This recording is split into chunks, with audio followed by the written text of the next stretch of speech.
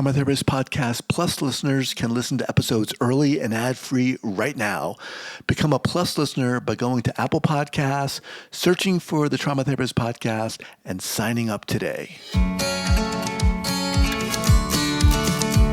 Welcome to the Trauma Therapist Podcast, a show about the incredible people dedicated to helping those who have experienced trauma. My name is Guy McPherson, and my mission is to raise the awareness of trauma and to inspire each of us to help those around us. Shelly, you ready? I'm ready. All right. So 5, 4, 3, 2, and 1. All right, folks, welcome back to the podcast. Very excited to have as my guest today, Shelly Lefkoe. Shelly, welcome. Hi, thanks for having me. I think everybody should go and give you a 5-star review because I love this podcast. I appreciate that so much. Yeah. Shelly is, aside from being my favorite person in the whole wide world right now, she's the founder of the Lefkoe Institute, a transformational personal growth organization that has helped over 150,000 people worldwide eliminate the limiting beliefs that hold them back in life, love, and business.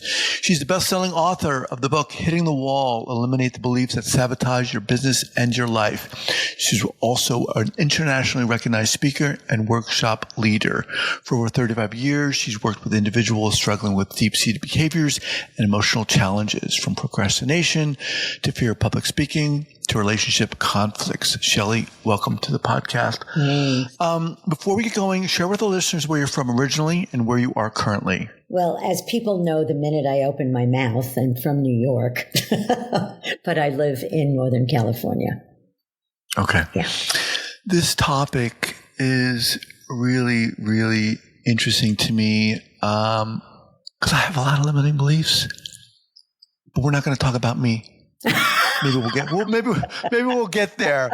But I just want to set the stage. I mean, I love this. And so how did you start in this? Yeah. And I'm really excited because I think we're going to have a very provocative discussion, which I love.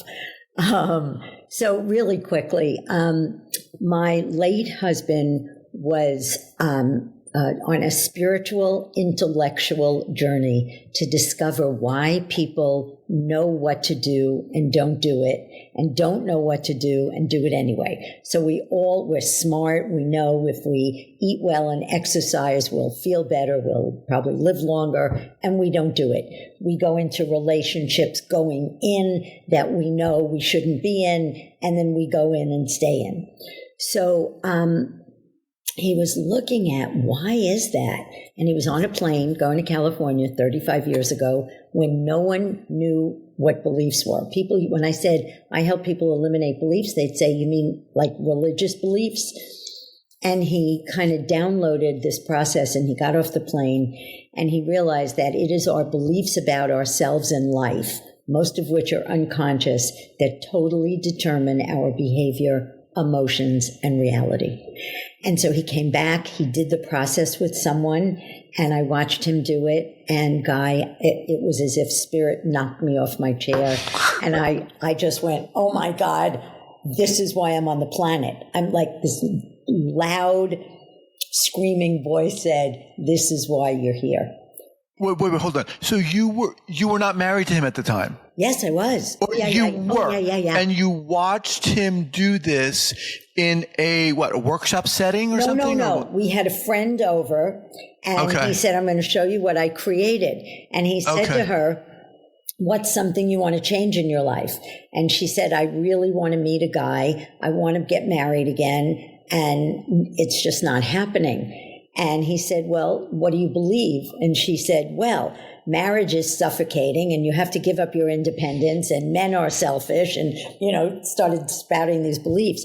And he picked one belief and he took her through the process and it was totally eliminated permanently. And I just was blown away, and I'm blown away every day of my life for 35 years, how powerful this is. So, yeah.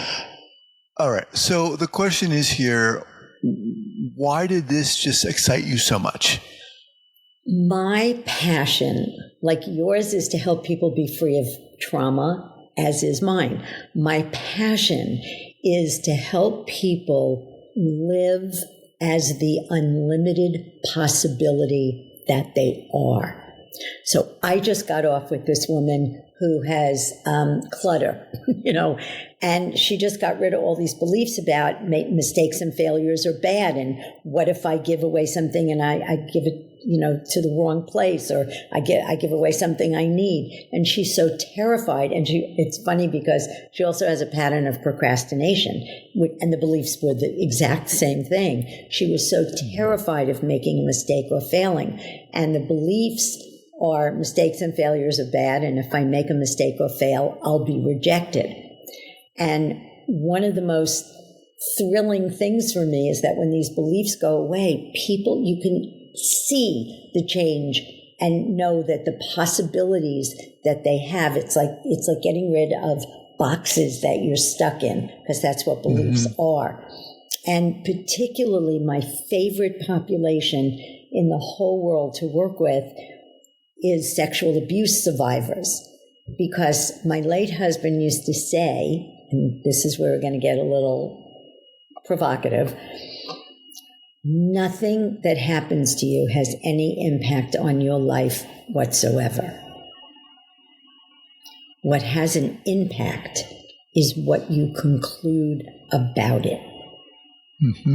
So if you walk away from, if you were, sexually abused, and you walked away going, oh my God, that was awful, I hope that never happens again, and then you go and live your life, you're not going to be traumatized.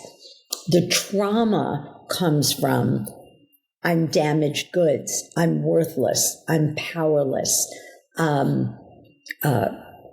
men are, dangerous, I can't protect myself. Those are the beliefs that cause all the problems in our lives. And I worked with a man, this is my favorite story, who was a psychiatrist, and he had never had a successful relationship. And he had a mom who incested him, beat him, locked him in a closet every day and she went to church.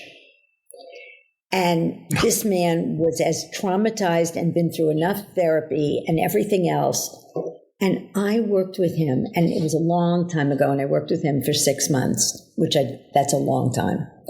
And he got rid of all his beliefs. He met a woman, had an incredibly beautiful wedding. I was invited, and I have millions of stories like that. But he was the most extreme case, where you talk about trauma. It was, but all of the beliefs that he got rid of and the emotional conditioning that we also work with, it doesn't have to be hard. It isn't hard to get rid of the trauma. Okay. So look, the question here is, it's obvious. How the hell do you do it? Because, hold on, don't answer. Because from what you're saying, it sounds too easy. Come on, Shelly, who you kidding? Yep. Who are you kidding? Yep, I know. So there's two things we do. And in 30 minutes, I wish I could take you all through the process. I've actually done it on hour-long podcasts. I sometimes will take people through the process, but I don't have time on this one. But I will explain. And of course, when you explain something, it's not as powerful as doing it, okay? So let's assume somebody has the belief, I'm worthless, right? Whatever happened to you in your childhood, you walked away with, I'm worthless, right? So we have a bunch of steps. And then we break up the belief in different ways. But here's the thing. We think we saw our beliefs in the world. And I'll explain.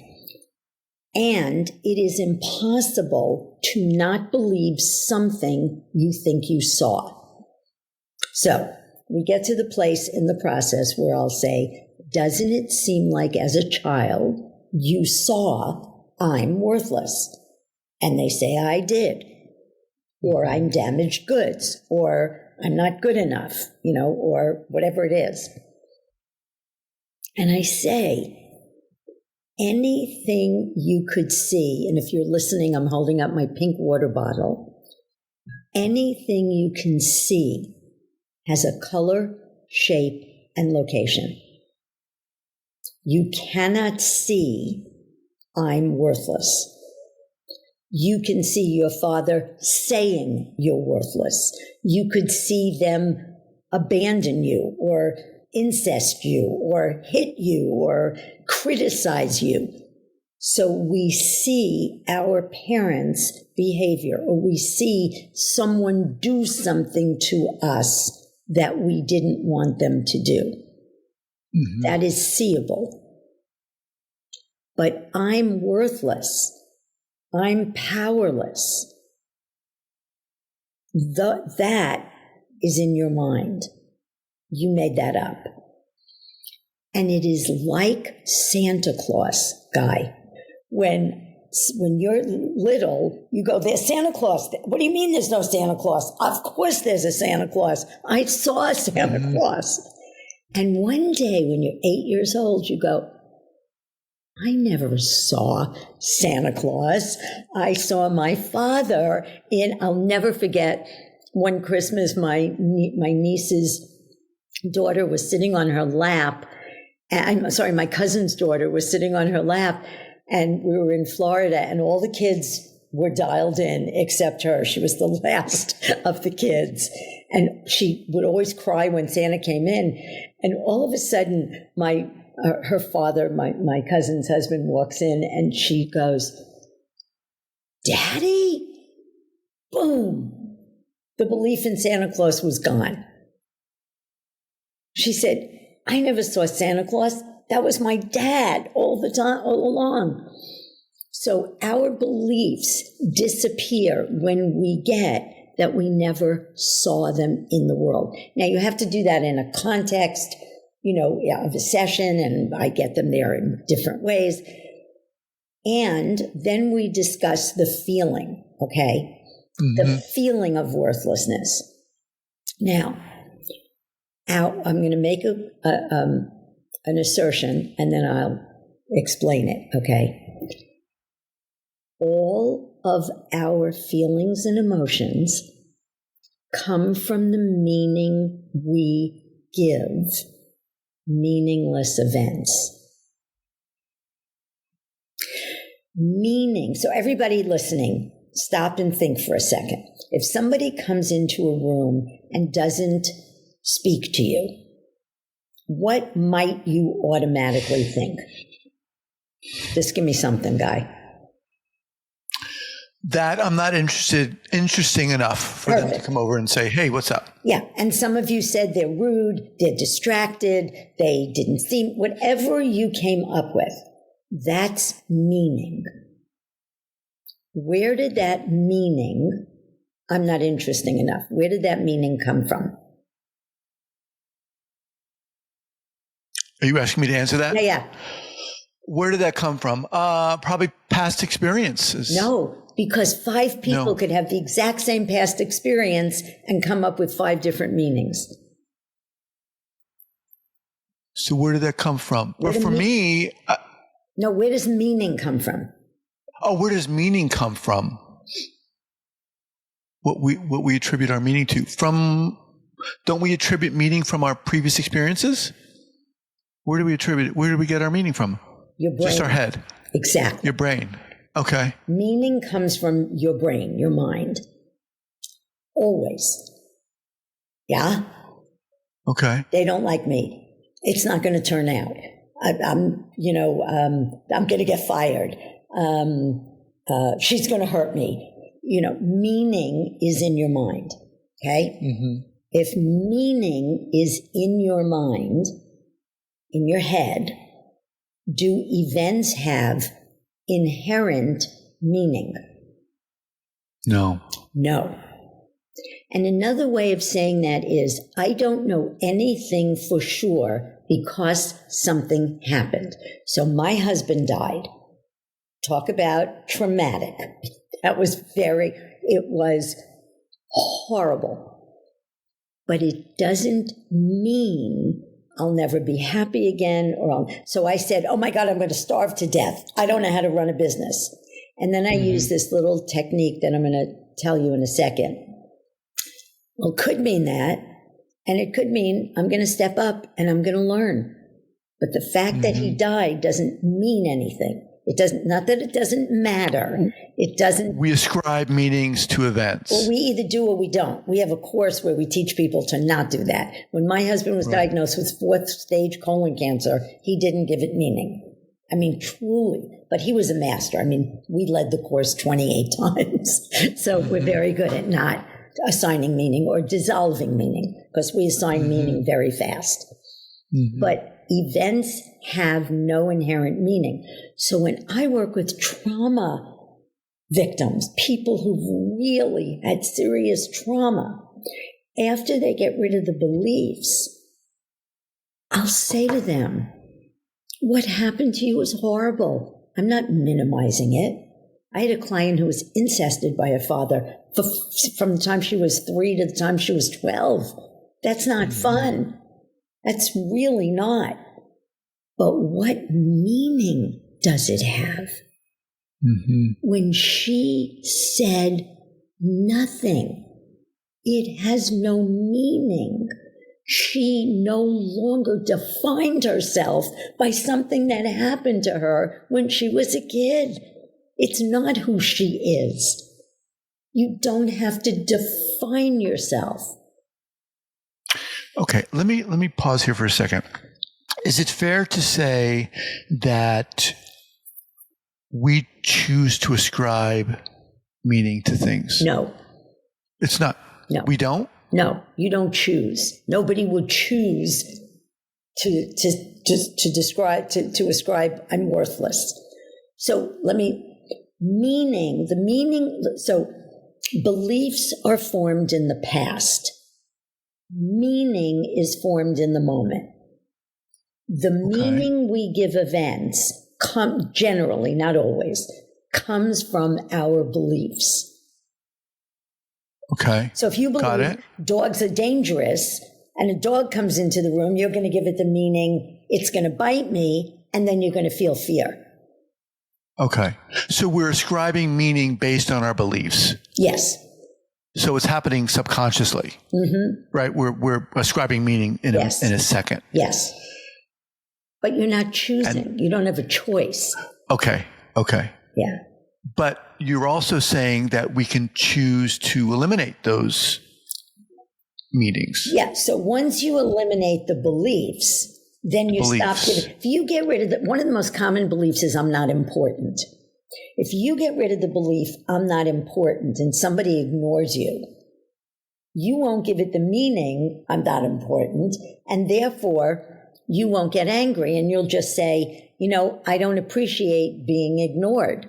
I'd appreciate if you would give me your attention. But when the meaning goes away, the feeling goes away. I'm just thinking our beliefs are built on all this foundation, right? They come from all these different areas, from our culture, from our parents, our beliefs. Well, right? Yes, absolutely. Yeah. Absolutely. Yeah. And I'm just thinking, why is this difficult? It's difficult for us. I'm thinking this is challenging for us because we don't break it down like this. A lot of us don't. Right. But here's the thing. We come into this world, Guy, and everyone listening, we don't know if we're good enough or not good enough. We don't know if we're important or not important. We don't know if money flows to us with abundance or it's scarce and hard to get. Now, for anybody who has children listening, and and I have clients in every country around the world, Saudi Arabia, and I ask them, when you come home, what do your kids do? and they say they run to me. I say, what do they want? 3 things. Every country around the world: affection, attention, and acknowledgement. And then I ask, what is the one word question every child asks all day long? And every single solitary person answers. People without kids answer. Why? So if you're being criticized, you conclude, kids say, why? Well, I guess I'm not good enough. Mm-hmm. I'm ignored. My parents are looking at their iPhones while they're talking to me. I guess I'm not important. I get sexually abused. Why? I guess men can't be trusted, or women can't be trusted, or men are dangerous. Why is this happening to me? I guess it's my fault. Very common belief. Must be my fault. Mm-hmm. So we ask why. Why are my parents struggling with money? Well, I guess money is scarce and hard to get. And you say cultural beliefs. I have clients in every religion, in the Middle East, and all over the cultural beliefs are very powerful. Right. I just worked with a woman who helps Muslim women be empowered. She wants to empower Muslim women. She was raised in Pakistan. She teaches this stuff, and she still had the belief women are inferior to men, and women can never make as much money as men. Because she saw that, she thinks, growing up. But she never saw that. She just saw in her culture, women were treated a certain way. So she made an interpretation. Exactly. Right. Exactly. And that's how our beliefs get formed. Wow. And the process of what? Breaking these beliefs down, these negative or hurtful or limiting beliefs. Yes. The process of breaking them down is in and of itself a very powerful process that a lot of us don't do. We don't do it. We feel like and I'm speaking about myself, we feel like this is it. It's the truth. That's what a belief is. A belief is a statement about, and by the way, I'm going to give you all an opportunity to eliminate a belief for free. But a belief is a statement about reality that you hold as the truth. So if something is true, then there's no conversation. It's just true. Let me just pause here, remind everyone, I'm speaking with Shelly Lefkoe. Her book is titled Hitting the Wall, Eliminate the Beliefs That Sabotage Your Business and Your Life. All right, so let's kind of shift here. So who do you work with? In what capacity do you work with people, aside from the book? Do you have courses? You work with people just one-on-one, or what? Yeah, no, we have, so we have a few things. So what I'm going to actually offer is, wait, hold on, I just lost you. There we go. What I'm going to offer is opportunity to eliminate a belief for free. So we do private, one-on-one sessions. We have courses where we teach therapists, counselors, and people who want to learn how to do this work. We train them. And we have a course called the Occurring Course, which teaches you how to dissolve meaning. It's a 10-week course, and at the end you come out like a guru.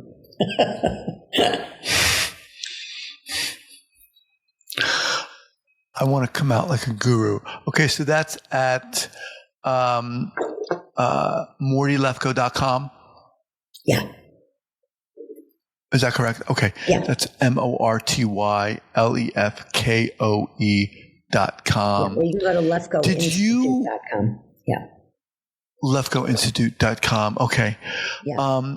And is it the book? Give me a little bit about the book. Well, the book is really geared for entrepreneurs.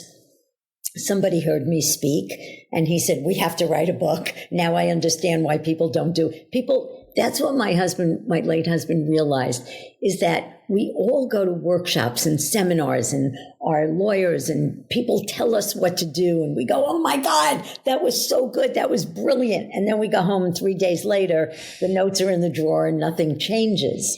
And it's because it's very difficult to make change in your life without eliminating the beliefs. Because you could go and your boss can say to you, if you don't start making mistakes and failing, I'm going to fire you. You've got to take risks. You've got to take chances. And if you believe mistakes and failures are bad, or if I make a mistake or fail, I'll be rejected, you're not going to do it. So this is the key to unlocking everything. And I talk about watering all the plants. There are people who water, workaholism. What makes me good enough is achieving things. So if you have that belief, you're going to be working all the time, because every time you're not achieving something, I'm not good enough comes up in your face, right? So those are called survival strategy beliefs. If you're somebody, again, who has suffered trauma, those beliefs, you better not speak up. It's dangerous to speak up, and so you're sitting in a meeting and you want to speak up and you know how to speak up. So, but if you have the belief speaking up is dangerous because when you were a kid you got beaten, guess what? You're just not going to do it. And what we do is, there's a course we have, which if you eliminate the belief, if you go to my Instagram, at Shelly Lefkoe at Shelly Lefkoe on Instagram, and you put in breakthrough 25, I'm going to give you access to eliminate a belief for free. And I'm also going to give you an opportunity for 15 people who are listening, a mindset mastery call with me. So that's Breakthrough 25 at Shelly Lefkoe. And we have a product called Natural Confidence, which is 19 of the most common self-esteem beliefs that people have. And you can go through in a video. And so we have that as well. As we kind of wind down here, why is this hard for us? Why does it feel hard for us? Because it is impossible to not believe something you think you saw. That's why it's so hard. Say that again. It is impossible to not believe something you think you saw. So when I work with people, and I work with, CEOs of major companies, I work with people from every walk of life. And when I say to them, doesn't it seem like you saw I'm not good enough? Everybody says, yes, I saw that. Right. Well, if you saw it, if somebody said to you, Shelly is a blonde, you'd say, no, she's a redhead. And they'd say, no, she's a blonde. And you'd say, nope, I just had her on my show. She's a redhead. And they couldn't convince you. But right. If I said to you, oh, no, this is a wig, and I took it off, and you went, oh my God, you are blonde, the belief that I'm a redhead goes away. And it's the same thing with I'm not good enough. You saw your parents criticize you, or you saw failing in school, or you saw, being beaten or being raped or whatever happened to you. But the beliefs are made up. Mm-hmm. So when people come to me, they come to me with a pattern. Where are you stuck? What do you want to change? So we help people make hard to change behavior change easily. We have thousands, my most proudest thing, not just we have thousands of testimonials. In 35 years, Guy, there is not a bad word written about us on the internet. Like, this stuff is nonsense. Right. Because the beliefs go away. And people always say to me, I got more in 2 sessions with you than 20 years in therapy. Because it's good therapy teaches you how to cope with life and your problems. We get rid of your problems, so there's nothing to cope with. Right. Wow. All right, Shelly, look, we're going to have to bring you back. Obviously, you're going to have to come back here. So much to talk about. Yes. Oh, my God. Okay, share with us again the website. Okay, so the website is Lefkoe, L-E-F as in Frank, K-O-E, institute.com.